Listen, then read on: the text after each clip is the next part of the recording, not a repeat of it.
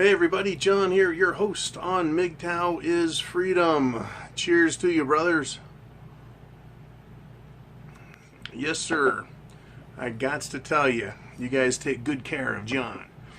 All right, I got a couple orders of business to go over, and then I want to get to a rather personal and short letter, and then discuss it. First order of business, right?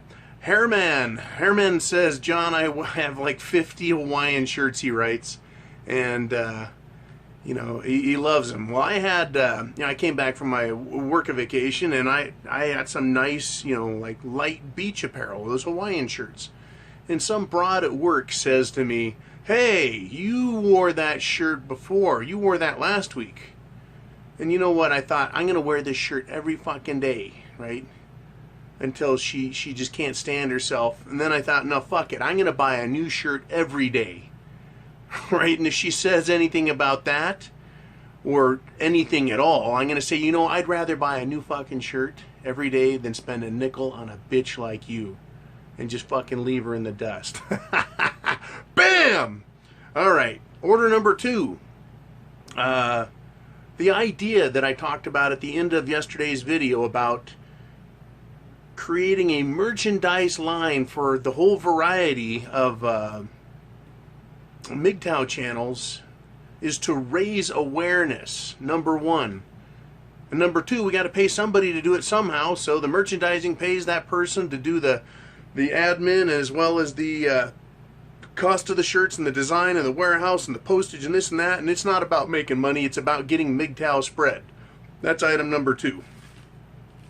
Item number 3 was Ahmad, and I hope I'm pronouncing that right. Ahmad, A-H-M-A-D. Ahmad O. He, in his email to me, he's obviously non-English speaking. He did a pretty good job, so I'm gonna Englishize what he wrote a little bit and correct it, and we'll go from there and have a little bit of a talk about arranged marriages. He writes, can you please advise on how young men in some societies, and I think he's asking for advice, get advice where marriage is a must, meaning it's arranged and forced, or sort of what all people do, LOL. Right? So he says, give us some advice on this idea. In other words, give us some advice on in countries where it's still expected. He writes, especially in Muslim society where people must follow this trend or social pressure. Right? So what he's asking about is what is going on in those countries. And the Muslim one, I know, still has that very heavy. Now what's fascinating, and this is going to come from my study and my perspective and my understanding of marital arrangements, marital and societal expectations, family expectations.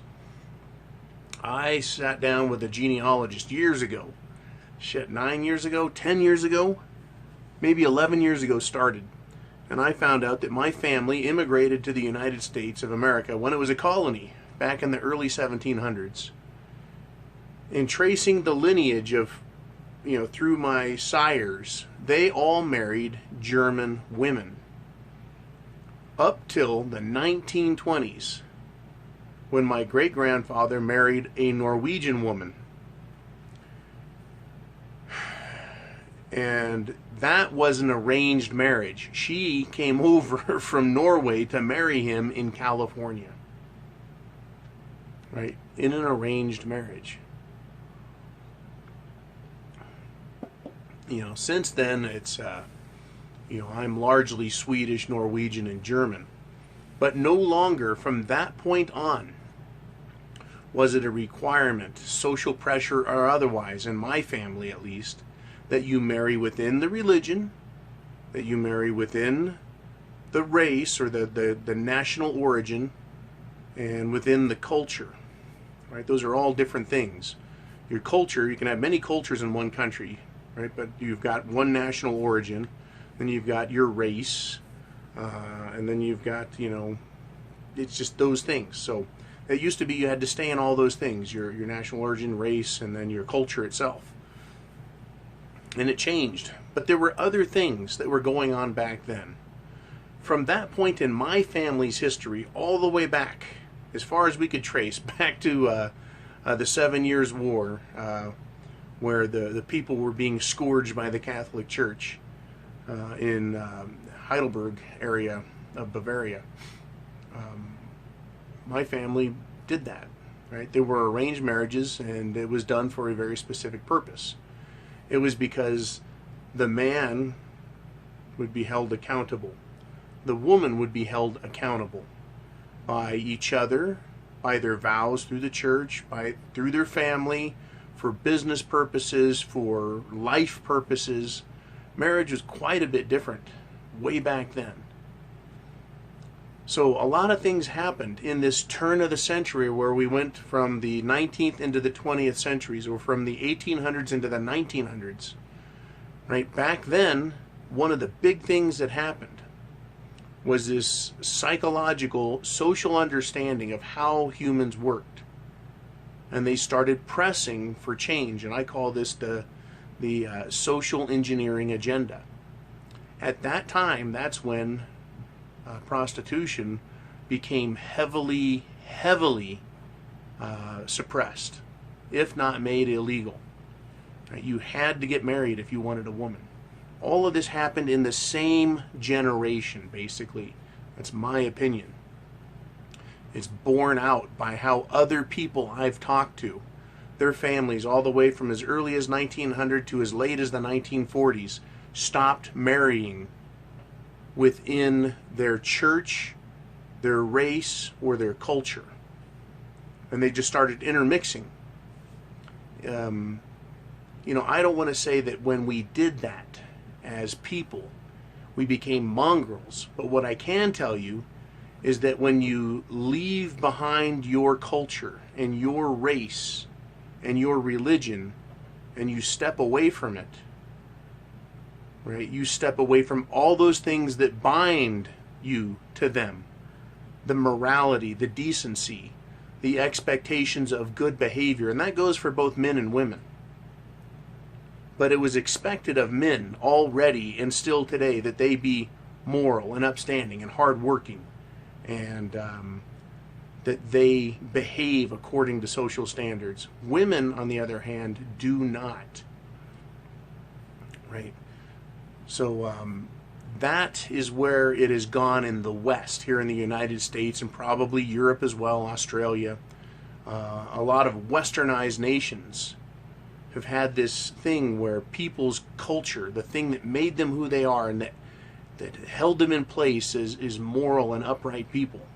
And I hate to harp on that, but our problem as men, as Mgtow, is that women are immoral, unethical, and are only bound, right, by things that force them to do what they're told.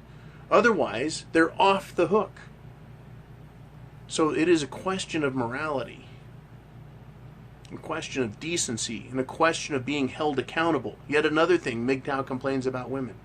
If a woman leaves her family and her religion and her race and her culture and everything about her that was her upbringing and abandons it to be with somebody else, then she abandons all those things that bind her to behave well. So for that part, I believe that marrying within your culture and within your religion and within your national origin, and in some cases your race, for those reasons, I think we should remain close and to our custom.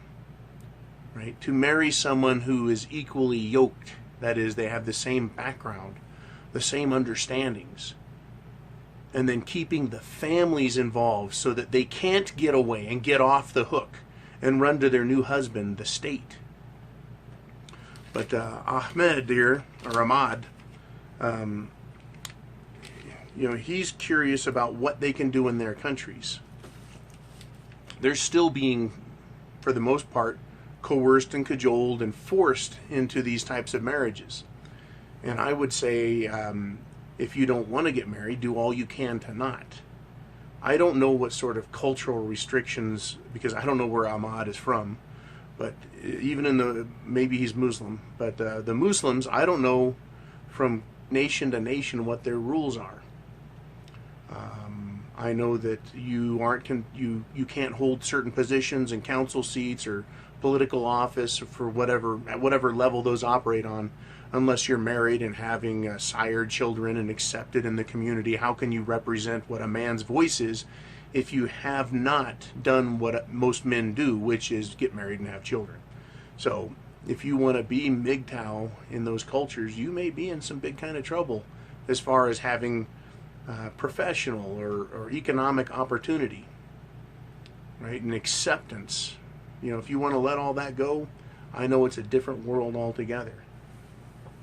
Where I find things to be very fascinating in the world of the Muslims is this strange behavior by Western women to reject and crush Western ideas and Western culture.